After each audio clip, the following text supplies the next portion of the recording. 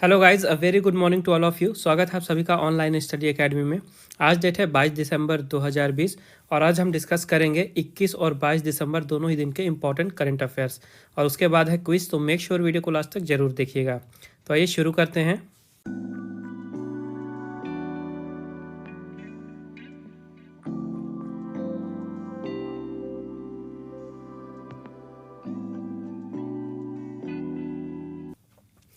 तो आज की पहली न्यूज़ है, Piyush Goyal launches Australia economic strategy report 2020। Piyush Goyal ji ने ऑस्ट्रेलिया आर्थिक रणनीति रिपोर्ट 2020 लॉन्च की। तो पीयूष गोयल जी भारत के यूनियन मिनिस्टर हैं कॉमर्स एंड इंडस्ट्री के। ओके, और जो रिपोर्ट है ये प्रिपेयर की गई है CII के द्वारा, यानी कन्फेडरेशन ऑफ इंडियन इंडस्ट्री के द्वारा। और ये जो रिपोर्ट है ये भारत और ऑस्ट्रेलिया के बीच में जो स्ट्रेटेजिक बायलैटरल रिलेशनशिप है इसको डेवलप करने में और आगे बढ़ाने में अपना कंट्रीब्यूशन देगी, क्योंकि इस रिपोर्ट में भारत और ऑस्ट्रेलिया के बीच में काफ़ी सारे ऐसे एरियाज़ हैं जहाँ पे जो कॉपरेशन है उसको एक्सपेंड करने के लिए रिकमेंडेशन दिए गए हैं। तो कौन कौन से एरिया हैं इस रिपोर्ट में? Defence, sport, textile, digital gaming, animation, water management, commercial, ship building, space and collaboration और उसके साथ ही डिजिटल इंगेजमेंट इन एजुकेशन। तो इन क्षेत्रों में भारत और ऑस्ट्रेलिया के बीच में कोऑपरेशन को बढ़ाने के लिए रिकमेंडेशन दिए गए हैं इस रिपोर्ट में। और जो CII है यानी कन्फेडरेशन ऑफ इंडियन इंडस्ट्री, यहाँ के डायरेक्टर जनरल हैं चंद्रजीत बैनर्जी, प्रेसिडेंट हैं उदय कोटक और इसका हेडक्वार्टर है न्यू दिल्ली में। नेक्स्ट अपडेट है, international human solidarity day was observed on 20 दिसंबर। 20 दिसंबर को अंतर्राष्ट्रीय मानव एकजुटता दिवस मनाया गया और हर साल 20 दिसंबर को पूरे विश्व भर में ये दिन मनाया जाता है। और ये दिन मनाया जाता है जो सॉलिडेरिटी होती है, सॉलिडेरिटी का मतलब होता है यूनिटी यानी एकजुटता। तो इसकी इम्पोर्टेंस के बारे में लोगों के बीच में जागरूकता फैलाने के लिए ये दिन मनाया जाता है। इसके अलावा पूरे विश्व भर में जो डाइवर्सिटी है यानी अलग अलग कल्चर के लोग हैं, सबकी भाषाएं अलग हैं, ओके, काफ़ी चीज़ें अलग अलग है हर कंट्रीज़ में, इसके बाद भी लोगों के बीच में यूनिटी है। तो इसी चीज़ को सेलिब्रेट करने के लिए ये दिन मनाया जाता है। नेक्स्ट अपडेट है, RK Singh launches India's first centre of excellence for skill development in power sector in Haryana. RK Singh ji ने बिजली क्षेत्र में कौशल विकास के लिए भारत का पहला उत्कृष्टता केंद्र हरियाणा में शुरू किया है। तो RK सिंह यानी राजकुमार सिंह ये मिनिस्टर ऑफ स्टेट हैं स्किल डेवलपमेंट एंड एंटरप्रेन्योरशिप के। और ये जो सेंटर ऑफ एक्सीलेंस है ये हरियाणा के गुड़गांव में जो national institute of solar energy है वहाँ पे इस्टेब्लिश किया गया है। इसके अलावा ये जो सेंटर ऑफ एक्सीलेंस है इसको डेवलप किया गया है ministry of skill development and entrepreneurship और उसके साथ ही भारत सरकार और उनके साथ कोलैबोरेशन में फ्रांस गवर्नमेंट की जो ministry of national education and youth है उनके द्वारा। और जो सेंटर ऑफ एक्सीलेंस है इन्हें इस्टेब्लिश किया जाता है जो वहाँ के लोग हैं उनको ट्रेनिंग देने के लिए और उनके अंदर स्किल डेवलप करने के लिए। तो क्योंकि ये पावर सेक्टर की स्किल डेवलपमेंट के लिए सेंटर ऑफ एक्सीलेंस इस्टेब्लिश किया गया है, तो जो भी पर्सन है वहाँ पे तो उनको ट्रेनिंग दी जाएगी पावर और सोलर सेक्टर में। ओके, पावर और सोलर सेक्टर में उनको ट्रेनिंग दी जाएगी और उनके अंदर स्किल डेवलप करने के लिए अलग अलग तरह के वहाँ पे हाई इंड प्रोग्राम जो है तो ऑर्गेनाइज कराए जाएंगे। और बात करें हरियाणा की, तो यहाँ की कैपिटल है चंडीगढ़, चीफ मिनिस्टर हैं मनोहर लाल खट्टर और गवर्नर हैं सत्यदेव नारायण आर्य। नेक्स्ट अपडेट है, S Jaishankar address the 5th edition of global technology summit 2020। S Jaishankar ji ने ग्लोबल टेक्नोलॉजी समिट 2020 के 5वें संस्करण को संबोधित किया है।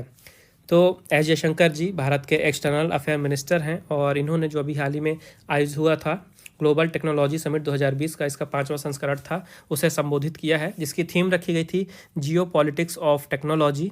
और ये जो समिट थी इसे ऑर्गेनाइज कराया गया था मिनिस्ट्री ऑफ एक्सटर्नल अफेयर्स के द्वारा और उसके साथ ही कार्नेगी इंडिया के द्वारा।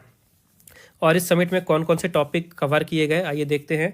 तो पहला टॉपिक था कि जो जियो पॉलिटिक्स है इसको शेपिंग करने के लिए, इसको शेप देने के लिए किस तरह से टेक्नोलॉजी का यूज़ किया जाए। उसके अलावा जो डेटा है इसके फ्यूचर को लेकर डिस्कशन किया गया। उसके अलावा डिजिटल इंक्लूजन और इनोवेशन पे बात की गई और जो पेंडेमिक चल रहा है या आने वाले जो पेंडेमिक है उनको टैकल करने के लिए, उनको हैंडल करने के लिए किस तरह से टेक्नोलॉजी का यूज़ किया जाना चाहिए, ये चीज़ भी डिस्कस की गई समिट में। नेक्स्ट अपडेट है, France joins Indian Ocean Rim Association as 23rd member. France 23वें सदस्य के रूप में हिंद महासागर रिम एसोसिएशन में शामिल हुआ। तो अभी हाल ही में जो IORA है यानी कि इंडियन ओशन रिम एसोसिएशन, उनकी जो मिनिस्टर है उनकी मीटिंग हुई थी वर्चुअल मोड में, और ये 20वीं बैठक थी और इसको होस्ट किया था यूनाइटेड अरब एमिरेट यानी UAE ने। और यहाँ पे भारत की साइड को रिप्रेजेंट किया जो एक्सटर्नल अफेयर मिनिस्ट्री है, वहाँ के जो मिनिस्टर ऑफ स्टेट हैं वी मुरलीधरन जी ने, उन्होंने भारत को रिप्रेजेंट किया। और वहीं पे फ्रांस ने डिसाइड किया, वहाँ पे इंफॉर्मेशन दी कि France Indian Ocean Rim Association को ज्वाइन करेगा, और IORA को ज्वाइन करने वाला फ्रांस 23वां नेशन बना है। ओके, तो IORA का इस्टेब्लिशमेंट हुआ था 1997 में। यहाँ के सेक्रेटरी जनरल हैं नॉम वुयो एन नोकवे, और इसका हेडक्वार्टर है ईबिन मॉरिशस में। और यहाँ पे मेंबर हैं, पहले 22 थे और अब फ्रांस ज्वाइन कर लिया है तो अब 23 मेंबर हो गए हैं। नेक्स्ट अपडेट है Amar Singh College receives award of merit in the 2020 UNESCO Asia Pacific awards for cultural heritage conservation. Amar Singh College को 2020 के UNESCO Asia Pacific awards for cultural heritage conservation में मेरिट का पुरस्कार मिला है। तो ये जो अमर सिंह कॉलेज है ये है कहाँ पे? ये है श्रीनगर में। ओके, श्रीनगर का ये कॉलेज है अमर सिंह कॉलेज, और इसे अभी हाल ही में यूनेस्को का जो एशिया पैसिफिक अवार्ड है कल्चरल हेरिटेज कंजर्वेशन का, इसको 2020 के लिए ये अवार्ड दिया गया है। और जो यूनेस्को है इसका फुल फॉर्म है United Nations Educational Scientific and Cultural Organization. इसकी स्थापना हुई थी 1945 में। इसका हेडक्वार्टर है पेरिस फ्रांस में, और यहाँ के डायरेक्टर जनरल हैं ऑड्री अजोले। नेक्स्ट अपडेट है Rajnath Singh inaugurated India's first hypersonic wind tunnel facility. Rajnath Singh ji ने भारत की पहली हाइपरसोनिक पवन सुरंग सुविधा का उद्घाटन किया है। तो राजनाथ सिंह भारत के रक्षा मंत्री हैं और इन्होंने अभी हाल ही में एक हाइपरसोनिक विंड टनल फैसिलिटी का इनॉग्रेशन किया है। कहाँ पे किया है? हैदराबाद में। और ये भारत की पहली फैसिलिटी है, और भारत अब पूरे विश्व भर में तीसरा नेशन बन गया है जिसके पास ये फैसिलिटी है। भारत के पहले ये फैसिलिटी रशिया में है और USA में है, और अब भारत के पास आ गई है, तो भारत बन गया है तीसरा नेशन। और ये जो फैसिलिटी है पूरी तरह से स्वदेशी है, भारत में ही डेवलप की गई है। तो जो विंड टनल होते हैं ये एक तरह की लार्ज ट्यूब होती हैं जहाँ पे कोई भी ऑब्जेक्ट रखा जाता है और फिर पूरे टनल के थ्रू जो है हवा पास की जाती है, एयर ब्लो होती है। तो इससे होता क्या है कि ऑब्जेक्ट जो है ऐसा लगता है कि जो ऑब्जेक्ट है ये हवा में है। और ये जो हाइपरसोनिक विंड टनल फैसिलिटी है, तो विंड टनल में जब हवा की स्पीड साउंड की स्पीड से ज़्यादा हो जाती है उसे कहा जाता है हाइपरसोनिक। तो ऐसी टनल जहाँ पे जो विंड पास की जाती है थ्रू द टनल वो हवा साउंड की स्पीड से ज़्यादा हो जाती है, तो ऐसी टनल को कहा जाता है हाइपरसोनिक विंड टनल। ओके, और इससे होगा क्या? तो आने वाले फ्यूचर में डिफेंस सिस्टम और एरोस्पेस के क्षेत्र में जो भी नए नए कॉम्प्लेक्स प्रोजेक्ट्स आएंगे उनको सिमुलेट करने के लिए एक तरह से इसे यूज़ किया जाएगा। नेक्स्ट अपडेट है prime minister Narendra Modi addressed the India Japan संवाद कॉन्फ्रेंस। प्रधानमंत्री नरेंद्र मोदी जी ने भारत जापान संवाद सम्मेलन को संबोधित किया है। तो अभी हाल ही में भारत जापान संवाद सम्मेलन हुआ जिसका इस साल 6th एडिशन था यानी 6वां संस्करण था। और यहाँ पे प्रधानमंत्री नरेंद्र मोदी जी ने जापान की सरकार को धन्यवाद दिया कि उन्होंने इंडिया जापान संवाद को अपना कांस्टेंट सपोर्ट दिया है। और उसके अलावा ये संवाद है क्या? तो भारत जापान संवाद जो है तो जो लॉर्ड बुद्धा थे उनके आइडियाज़ को और उनके आइडियल्स को यूथ के एमंग प्रमोट करने का काम करता है। ओके, तो प्रधानमंत्री जी ने वहाँ पे ये भी प्रपोज किया कि भारत में एक लाइब्रेरी क्रिएट करनी चाहिए, एक लाइब्रेरी का निर्माण करना चाहिए जहाँ पे जो बुद्धिस्ट लिटरेचर और स्क्रिप्चर्स हैं उन्हें रखा जाना चाहिए। नेक्स्ट अपडेट है first mega leather park of India will be set up at Ramaipur Kanpur. Bharat का पहला मेगा लेदर पार्क कानपुर के रमाईपुर में स्थापित किया जाएगा। ओके, तो ये जो कानपुर है, कानपुर तो आपको पता है उत्तर प्रदेश में है, तो उत्तर प्रदेश के कानपुर में रमईपुर में एक लेदर पार्क इस्टेब्लिश किया जाएगा और ये भारत का पहला मेगा लेदर पार्क होगा। तो इसकी जो कॉस्ट है ये है 5,850 करोड़ रुपए, और इससे लगभग 50,000 डायरेक्ट जॉब क्रिएट किए जाएंगे और 1.5 लाख से भी ज़्यादा इनडायरेक्ट रोजगार दिए जाएंगे। और इसमें कहा जा रहा है कि लगभग 13,000 करोड़ रुपए की जो इन्वेस्टमेंट है इसके आने की आशंका है। और बात करें उत्तर प्रदेश की तो यहाँ की कैपिटल है लखनऊ, चीफ मिनिस्टर हैं योगी आदित्यनाथ और गवर्नर हैं आनंदीबेन पटेल। ओके, और आनंदीबेन पटेल उत्तर प्रदेश के साथ ही साथ मध्य प्रदेश की भी गवर्नर हैं। नेक्स्ट अपडेट है prime minister Narendra Modi confers ASSOCHAM enterprise of the century award to Ratan Tata. प्रधानमंत्री नरेंद्र मोदी जी ने रतन टाटा जी को ASSOCHAM enterprise of the century award दिया है। तो जो एसोचैम है इसका फुल फॉर्म है associated chambers of commerce of India, और इसी के फाउंडेशन वीक हुआ था अभी 15 से 19 दिसंबर को। तो इसी को संबोधित किया था प्रधानमंत्री नरेंद्र मोदी जी ने, और इसके लिए थीम रखी गई थी इंडियाज़ रिजिलियंस आत्मनिर्भर road map towards $5 trillion economies. तो इसी इवेंट के दौरान प्रधानमंत्री नरेंद्र मोदी जी ने रतन टाटा को ये अवार्ड दिया है कि, और ये अवार्ड दिया क्यों गया है, तो जो रतन टाटा जी हैं और जो उनकी कंपनी है टाटा ग्रुप, तो उन्होंने भारत के लिए काफ़ी कंट्रीब्यूशन दिया है। पिछले लगभग 100 सालों से जो पूरा टाटा ग्रुप है, इन्होंने काफ़ी हार्डवर्क किया है भारत की इकोनॉमी को और भी ज़्यादा मजबूत करने में। उसके अलावा जो आम जनता है, आम भारतीय हैं, उनके लिए भी काफ़ी अच्छे काम किए हैं। तो इसी कारण से इन्हें अवार्ड दिया गया है। नेक्स्ट अपडेट है Ratan Tata honoured with global visionary of sustainable business and peace award. Ratan Tata ji को global visionary of sustainable business and peace award से सम्मानित किया गया है।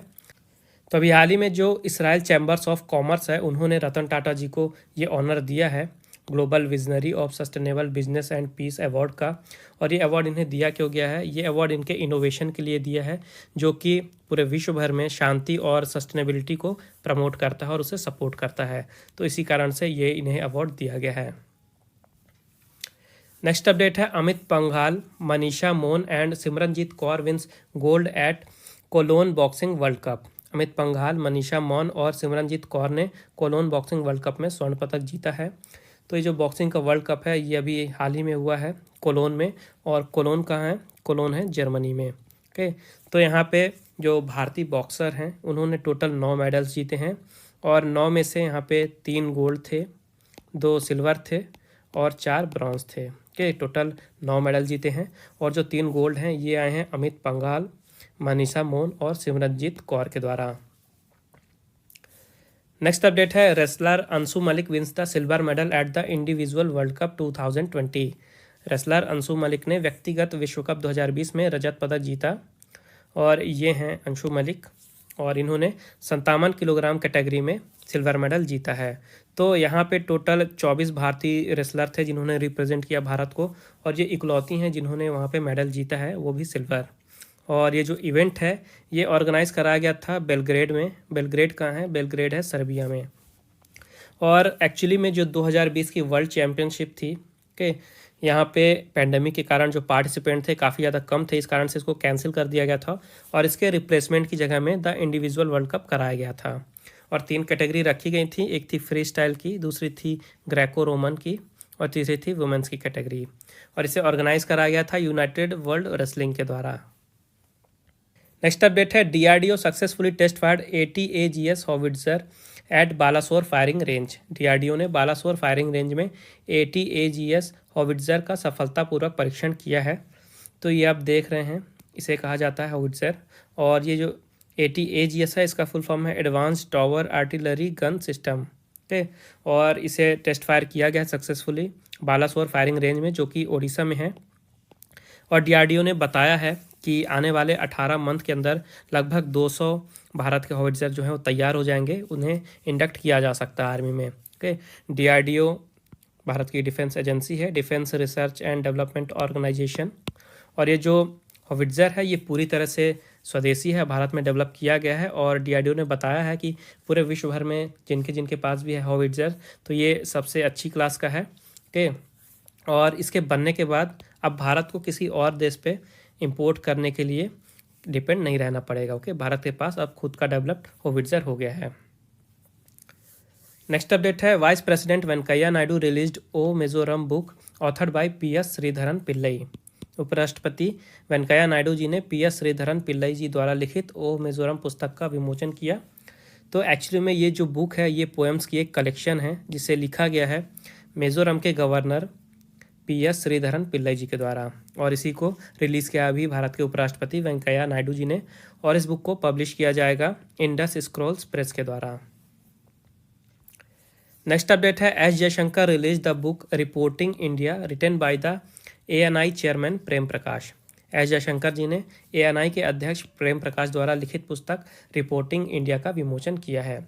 तो ANI आपने सुना होगा, न्यूज़ प्लेटफॉर्म है, एशिया न्यूज़ इंटरनेशनल, और यहाँ के जो चेयरमैन हैं प्रेम प्रकाश जी, उन्होंने बुक लिखी है जिसका नाम है रिपोर्टिंग इंडिया, जिनमें इन्होंने जो उनका 70 साल का पुराना जर्नी है एज अ जर्नलिस्ट, ओके, जिसमें उन्होंने लगभग भारत के जितने भी प्राइम मिनिस्टर थे सबके साथ उन्होंने इंटरेक्ट किया है, तो अपनी इसी जर्नी के बारे में लिखा है। बुक का पूरा नाम है reporting India my 70 years journey as a journalist, और इस बुक को पब्लिश किया जा रहा है पेंगुइन इंडिया के द्वारा।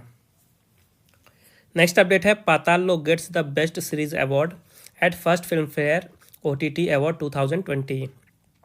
पाताल लोक को प्रथम फिल्म फेयर OTT अवार्ड्स 2020 में सर्वश्रेष्ठ श्रृंखला का पुरस्कार मिला है। तो OTT आपको पता है जैसे जो ऑनलाइन प्लेटफॉर्म होते हैं, जैसे अमेजन प्राइम हो गया, हॉटस्टार, डिज्नी प्लस, ये सारी चीज़ें हो गई। तो यहाँ पे जो चीज़ें रिलीज़ होती हैं इन्हें OTT कहा जाता है, और इन्हीं के लिए अभी पहला Filmfare OTT award 2020 organise कराया गया था, और यहीं पे बेस्ट सीरीज़ का अवार्ड जीता है पाताल लोक ने। ओके, उसके अलावा बेस्ट सीरीज़ क्रिटिक्स में जीती है द फैमिली मैन, उसके अलावा बेस्ट कॉमेडी सीरीज़ में जीती है पंचायत, और best film web original category में जीती है रात अकेली है। तो अब समय है आज के क्विज का। आज के क्विज का क्वेश्चन है who has been appointed as first CEO of WHO foundation. WHO foundation के प्रथम CEO के रूप में किसे चुना गया है? तो मेक श्योर इस क्वेश्चन का आंसर जरूर दें कमेंट बॉक्स में। आइए देखते हैं कल का क्वेश्चन। पिछले वीडियो में मैंने आपसे पूछा था which is the first union territory of India to be declared as 100% organic agriculture area. 100% जैविक कृषि क्षेत्र घोषित होने वाला भारत का पहला केंद्र शासित प्रदेश कौन बना है? तो इसका राइट आंसर था लक्षद्वीप। तो ये थे आज के important current affairs. I hope आपको पसंद आए होंगे। अगर आपको वीडियो यूज़फुल लगी है तो प्लीज़ वीडियो को लाइक करें, शेयर करें और चैनल को सब्सक्राइब जरूर करें, और बेल आइकन भी दबाइएगा ताकि नोटिफिकेशन आपको मिलती रहें। उसके अलावा अगर आपको रिवीजन के लिए PDF फाइल या MP3 फाइल चाहिए तो उसकी भी लिंक मैंने नीचे डिस्क्रिप्शन बॉक्स में दे दी है, आप वहाँ पे विजिट करके डाउनलोड कर सकते हैं।